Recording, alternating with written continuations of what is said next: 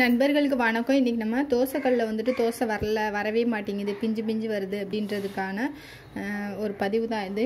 இப்போ வந்து எப்படி நல்லா வர வைக்கலாம் அப்படின்னு இப்போ பார்த்தீங்கன்னா, நான் ரேஷன் கடை அரிசி மாவு தான் நான் வந்து எப்போவுமே யூஸ் பண்ணுவேன். இது பார்த்தீங்கன்னா பாருங்கள், இந்த தோசைக்கல் பார்த்தீங்கன்னா நேற்று வந்துட்டு கழுவுனாவே வந்துட்டு உங்களுக்கு வந்து தோசை வந்து அவ்வளோ வந்து வராது.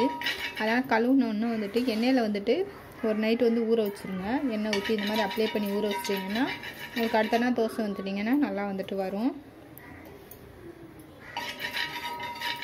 சுற்றி நல்லா வந்துட்டு இந்த மாதிரி அப்ளை பண்ணிக்கோங்க. இப்போ ஸ்டவ் வந்து ஆன் பண்ணிவிட்டேன். இப்போ வந்து தோசை ஊற்றுறேன் நான்.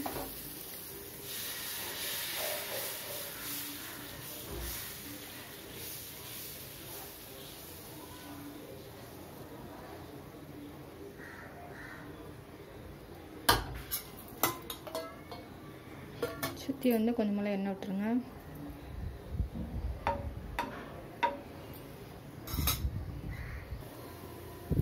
பாருங்கள், தோசை வந்துட்டு வராது.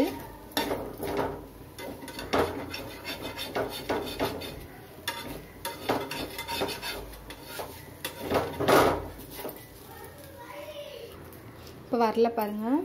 இப்போ கல்லை வந்து சிம்மில் வச்சுக்கோங்க. சிம்மில் வச்சுட்டு இந்த மாதிரி கத்தியில் வந்து உருளைக்கிழங்கு அல்லது வெங்காயம் ஏதாவது வந்துட்டு இந்த மாதிரி வந்துட்டு கத்தியில் வந்து அப்ளை பண்ணிட்டு இந்த மாதிரி வந்துட்டு பண்ணிக்கலாம்.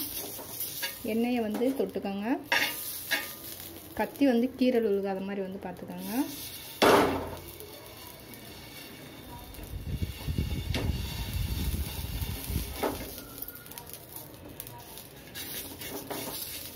இந்த மாதிரி எல்லா சைடுமே படுற மாதிரி பண்ணிட்டு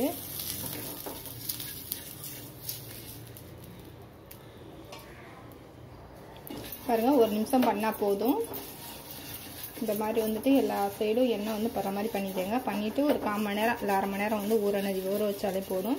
இல்லைன்னா ஒரு நைட்டு கூட வந்துட்டு ஊற வச்சுக்கலாம். இப்போ வந்து நான் 1/4 மணி நேரம் தான் ஊற வைக்க போகிறேன். சிம்மில் வச்சுட்டு இந்த மாதிரி வந்துட்டு பண்ணிக்கோங்க.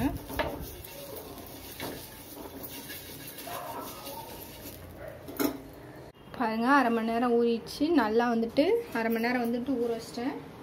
இப்போ வந்து உங்களுக்கு வந்து நான் தோசை ஊற்றி காமிக்கிறேன்.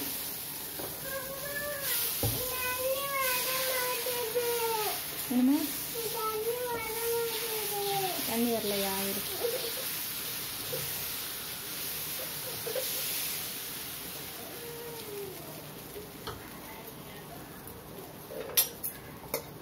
சுற்றி கொஞ்சம் போல எண்ணெய் விட்டுக்கோங்க. மீடியமாக இருக்கட்டும். பாருங்கள், இப்போ வந்து எடுத்து காமிக்கிறேன்.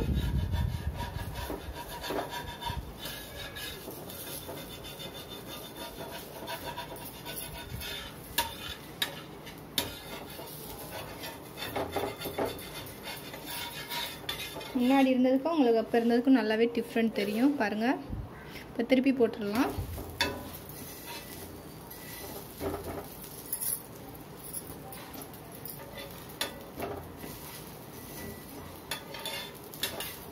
இப்போ வந்து எடுத்துடலாம்.